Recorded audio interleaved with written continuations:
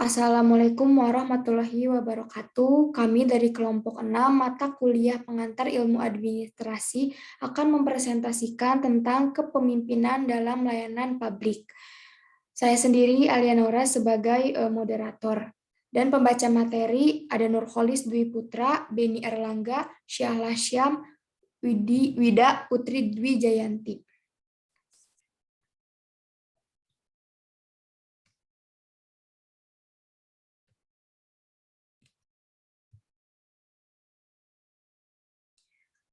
Pelayanan publik akan dibacakan oleh Nurholis.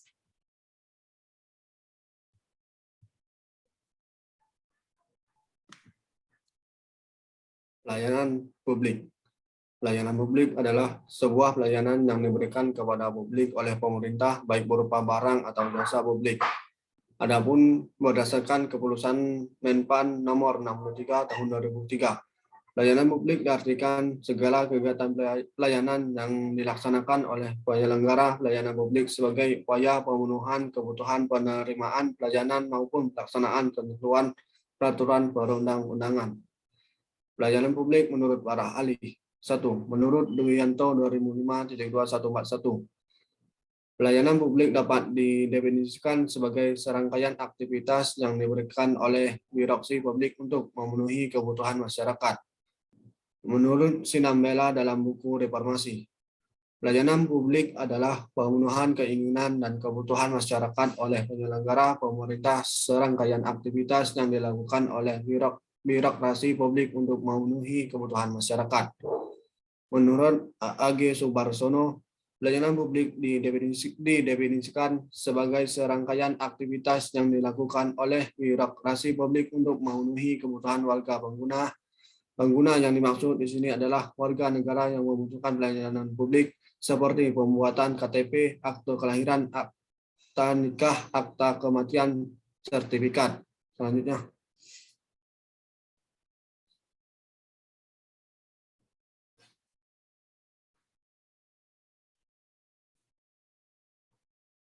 Menurut Sumaryadi, pelayanan publik yang diberikan kepada masyarakat dapat dibedakan dalam dua kelompok besar, yaitu pertama, pelayanan publik yang diberikan tanpa memperhatikan orang perseorangan, tetapi keperluan masyarakat secara umum yang meliputi penyediaan sarana dan prasarana transportasi, penyediaan pusat-pusat kesehatan, pembangunan lembaga-lembaga pendidikan, pemeliharaan, keamanan, dan lain sebagainya.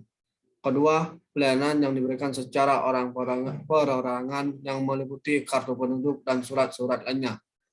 Menurut Mahmudi, pelayanan publik adalah segala kegiatan pelayanan yang dilaksanakan oleh penyelenggara pelayanan publik sebagai upaya pemenuhan kebutuhan publik dan pelaksanaan ketentuan peraturan perundang-undangan.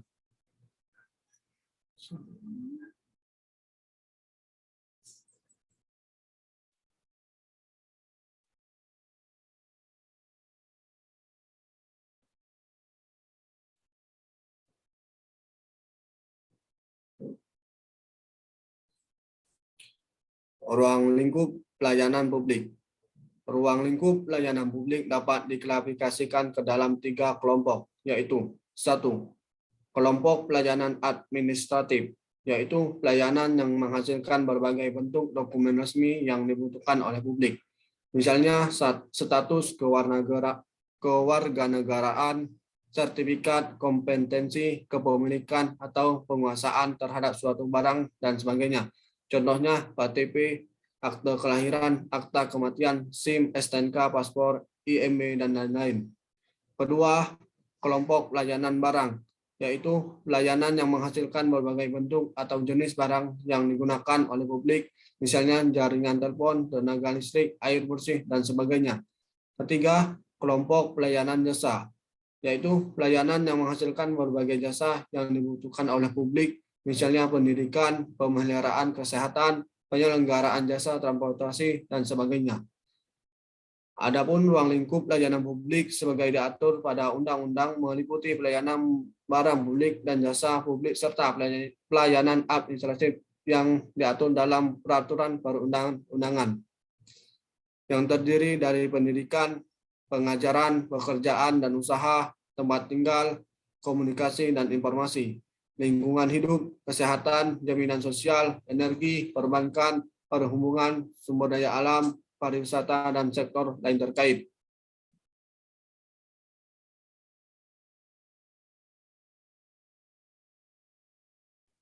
Selanjutnya, kualitas pelayanan publik akan dibacakan oleh Beni Erlangga. Kualitas pelayanan publik. Kualitas pelayanan publik menunjukkan suatu kegiatan pelayanan yang dilakukan oleh penyediaan layanan provider yang dalam hal ini adalah pemerintah untuk memasarkan atau mendistribusikan produk dengan mengutamakan kepuasan dan harapan masyarakat sebagai pelanggan. Demander yang dalam hal ini adalah yang diperintah sesuai dengan standar pelayanan dan jasa-jasa pelayanan publik. Standar kualitas pelayanan yang digunakan oleh sebuah organisasi mungkin saja tidak berlaku untuk organisasi yang lain, karena pada dasarnya standar pelayanan yang digunakan berbeda, tergantung dengan kebijakan serta arah dari organisasi tersebut. Apabila jasa yang diterima atau disarankan sesuai dengan yang diharapkan, maka kualitas pelayanan dipersepsikan baik atau memuaskan. Menurut Triguno 1997, standar yang harus dicapai oleh seseorang atau kelompok atau lembaga organisasi mengenai kualitas sumber daya manusia, kualitas cara kerja, proses dan hasil kerja atau publik yang berupa barang dan jasa berkualitas mempunyai arti memuaskan kepada yang dilayani baik internal maupun eksternal, dalam arti optimal pemenuhan atas tuntutan masyarakat.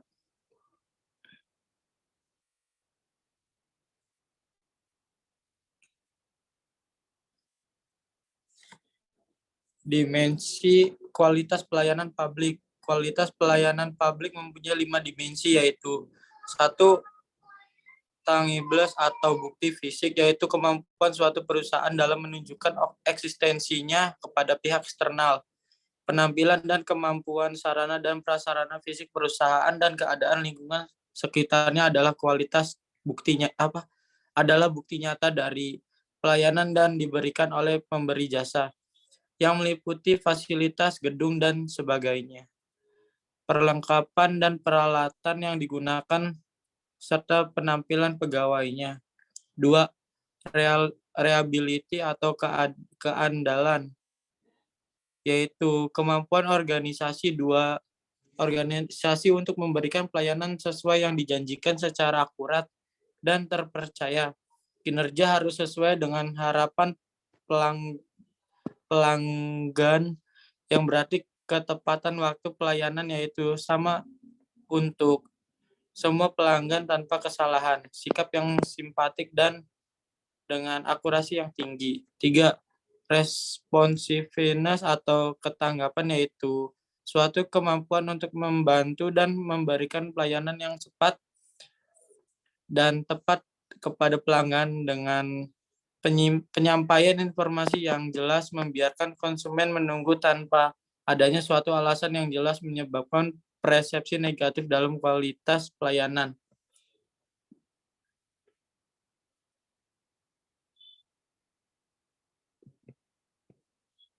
Yang keempat, asuransi atau jaminan dan kepastian, yaitu pengetahuan kesopan santunan dan kemampuan para pegawai perusahaan untuk menumbuhkan rasa percaya para pelanggan kepada perusahaan, terdiri dari beberapa komponen, yaitu antara lain komunikasi, keamanan, kompeten, dan sopan santun. Kelima, empati, yaitu memberikan perhatian yang tulus dan bersifat individual atau pribadi yang diberikan kepada para pelanggan dengan berupa memahami keinginan konsumen, di mana suatu perusahaan diharapkan memiliki pengertian dan pengetahuan tentang pelanggan, memahami kebutuhan pelanggan secara spesifik, serta memiliki waktu pengoperasian yang nyaman bagi pelanggan.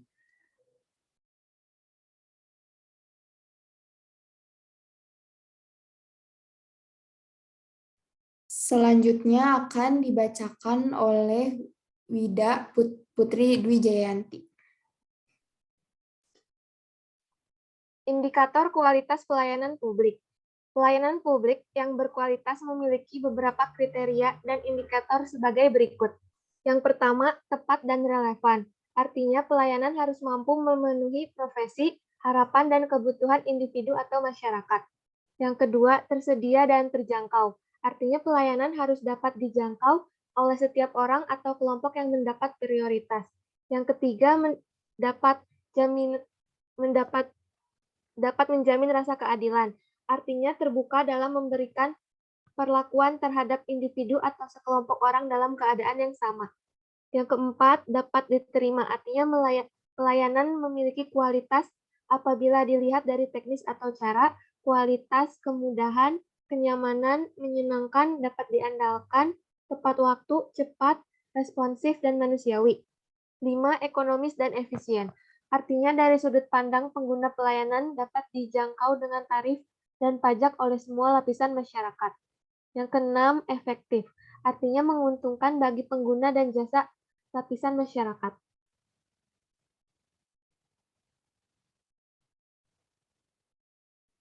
Memperbaiki kualitas pelayanan publik.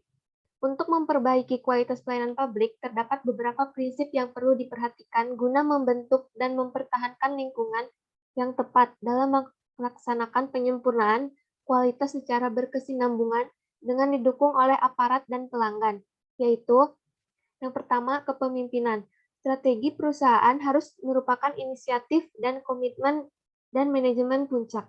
Manajemen puncak harus memimpin perusahaan untuk meningkatkan kinerja kualitasnya. Tanpa adanya kepemimpinan dan manajemen puncak, maka usaha untuk meningkatkan kualitas hanya berdampak kecil terhadap perusahaan. 2. Pendidikan.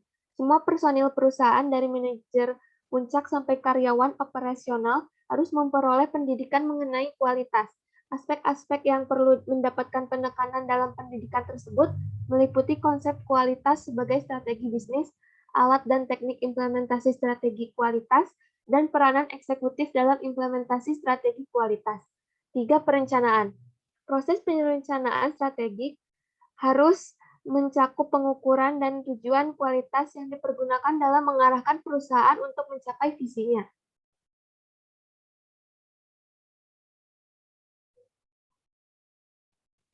4. Review. Proses review merupakan satu-satunya alat yang paling efektif bagi manajemen untuk mengubah perilaku organisasi. Proses ini merupakan suatu mekanisme yang menjamin adanya perhatian yang konstan dan terus-menerus untuk mencapai tujuan kualitas. 5. Komunikasi. Implementasi strategi kualitas dalam organisasi dipengaruhi oleh proses komunikasi dalam perusahaan. Komunikasi harus dilakukan dengan karyawan, pelanggan, dan stakeholder perusahaan lainnya, seperti pemasok, pemegang saham, pemerintah, masyarakat umumnya, dan lain-lain. 6. Penghargaan dan pengakuan. Penghargaan dan pengakuan merupakan aspek yang penting dalam implementasi strategi kualitas. Setiap karyawan yang berprestasi baik perlu diberi penghargaan dan prestasinya tersebut diakui. Dengan demikian dapat meningkatkan motivasi, moral kerja, rasa bangga, dan rasa kepemilikan setiap orang dalam organisasi, yang pada gilirannya dapat memberikan kontribusi besar bagi perusahaan dan bagi pelanggan yang dilayani.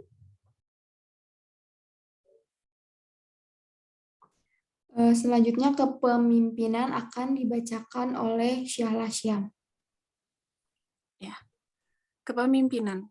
Kepemimpinan adalah sebuah kemampuan dalam diri seseorang untuk mempengaruhi orang lain atau mengarahkan pihak tertentu untuk mencapai tujuan.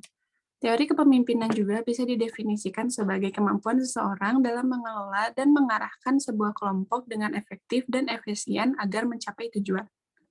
Berdasarkan Kamus Besar Bahasa Indonesia atau KBBI, seorang pemimpin adalah orang yang harus memiliki kemampuan untuk mempengaruhi atau memandu sekelompok orang atau pihak.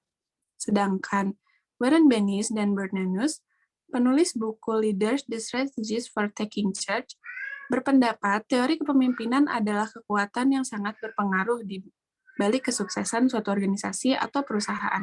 Seorang pemimpin harus bisa memobilisasi organisasi agar mencapai visi yang telah ditetapkan dan menjadi organisasi yang efektif. Pemimpin adalah anggota kelompok yang memiliki pengaruh terbesar pada kegiatan kelompok dan memainkan peran penting dalam merumuskan atau mencapai tujuan kelompok. Seorang pemimpin adalah saluran untuk pikiran, tindakan, dan kegiatan yang berdampak dan melakukan pekerjaan.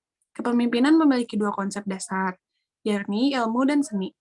Ilmu kepemimpinan merupakan teori kepemimpinan yang bisa dipelajari dari berbagai sumber. Anda bisa mempelajari teori kepemimpinan ini dengan mengikuti pelatihan mengenai leadership atau metode kepemimpinan. Kepemimpinan itu terdapat unsur-unsur. 1. Kemampuan mempengaruhi orang lain, bawahan, atau kelompok. 2. Kemampuan mengarahkan tingkah laku bawahan atau orang lain. 3. Untuk mencapai tujuan organisasi atau kelompok. Keberhasilan seorang pemimpin dalam mengorganisir orang bawahan akan sangat dipengaruhi oleh perilaku yang juga disebut gaya kepemimpinan. Gaya kepemimpinan dapat didefinisikan sebagai pola tingkah laku yang dirancang untuk mengintegrasikan tujuan organisasi dengan tujuan individu untuk mencapai suatu tujuan tertentu. Adapun gaya kepemimpinan secara umum dapat ditentukan gaya kepemimpinan sebagai berikut. 1. Deserter. Sifatnya bermoral rendah, tidak memiliki rasa keterlibatan, tanpa pengabdian, tanpa loyalitas, dan ketaatan sukar diramalkan. 2. Birokrat. Sifatnya korek, kaku, patuh pada peraturan dan norma-norma.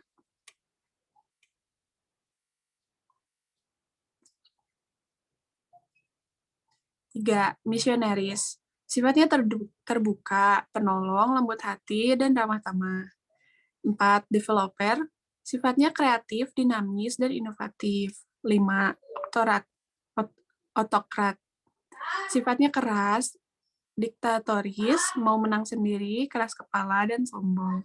6. Benevolent autokrat. Sifatnya lancar, tertib, ahli mengorganisir, besar rasa keterlibatan diri. 7. Kompromiser. Sifatnya pelintat-pelintut, selalu mengikuti angin tanpa pendirian, tidak punya keputusan, berpandangan pendek, dan sempit. 8. Eksekutif. Sifatnya bermutu tinggi, dapat memberikan motivasi yang baik, berpandangan jauh, dan tekun.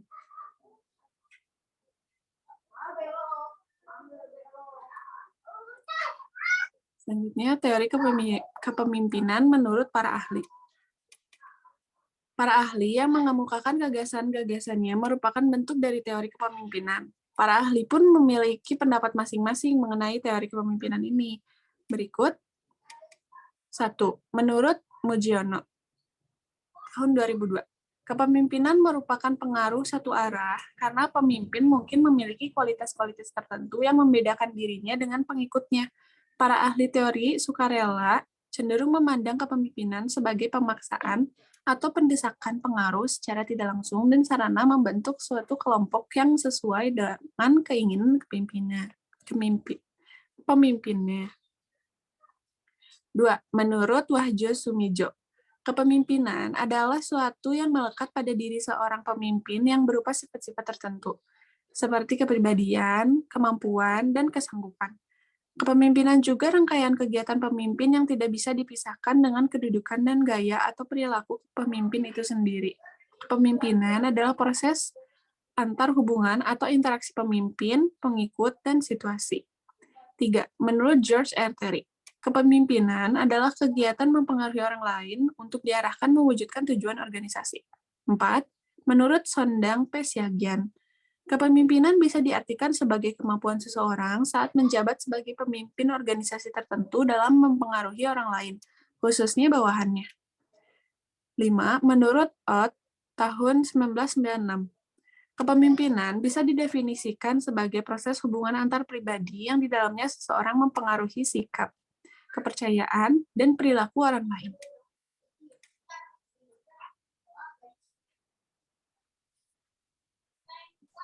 Baik, tujuan kepemimpinan akan dibacakan oleh saya sendiri, Aliana Ngura.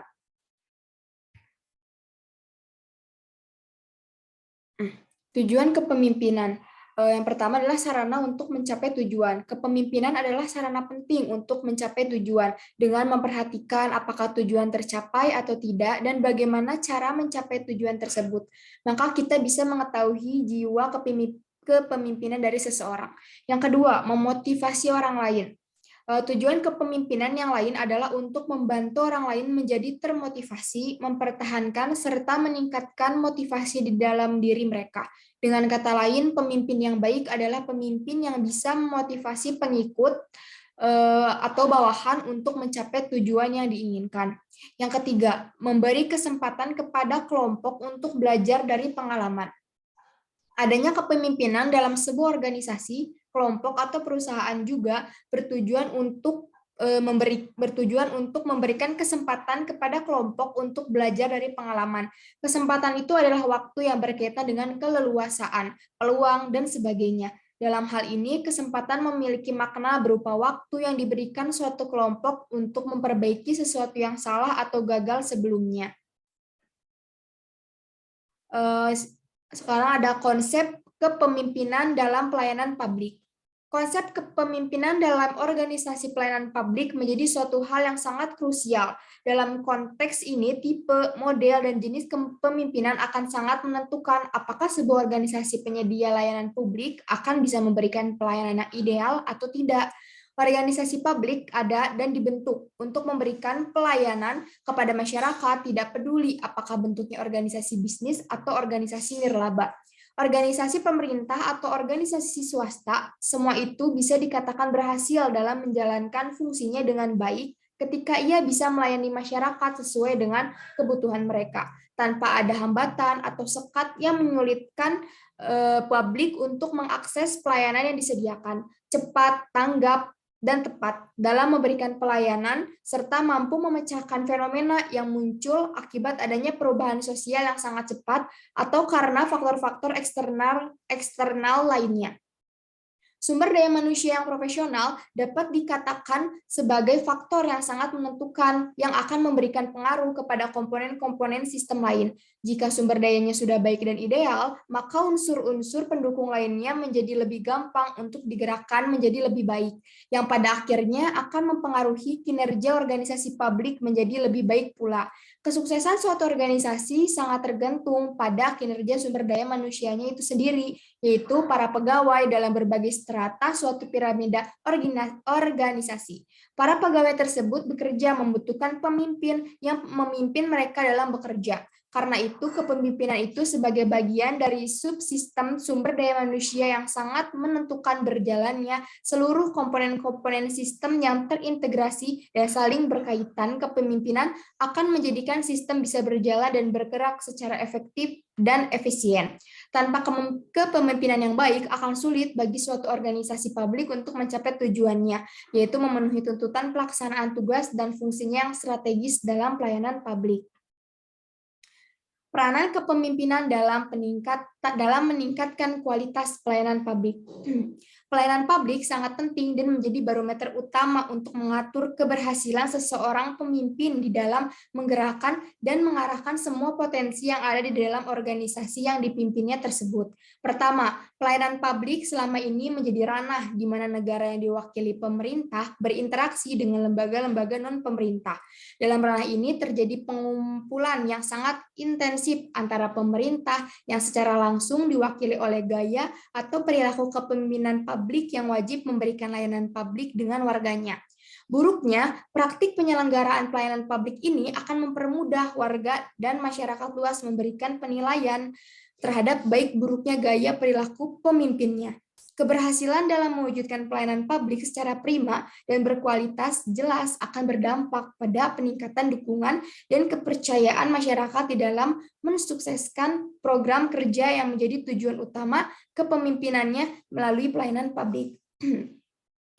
Yang kedua, pelayanan publik yang wajib diberikan pemerintah kepada masyarakat itu menjadikan pemimpin harus terus-menerus memotivasi bawahan yang setiap waktu berhubungan langsung dengan masyarakat. Keberhasilan bawahan dalam memberikan pelayanan yang berkualitas kepada masyarakat juga menjadi keberhasilan pemimpinnya, demikian sebaliknya. Dan yang ketiga, Dengan semakin meningkatnya kesadaran masyarakat di dalam berinteraksi dengan organisasi publik, menyebabkan pemimpin harus akuntabel, berintegritas tinggi dan transparan, mengingat dalam suasana reformasi semuanya bisa cepat terlihat dan serba terbuka. Oleh karena itu, kepemimpinan yang dibutuhkan saat ini adalah pemimpin yang bertanggung jawab atas tugas yang diembannya dengan integritas yang tinggi dan transparan. Sekian dari kelompok kami. Maaf bila ada kesalahan. Wassalamualaikum warahmatullahi wabarakatuh.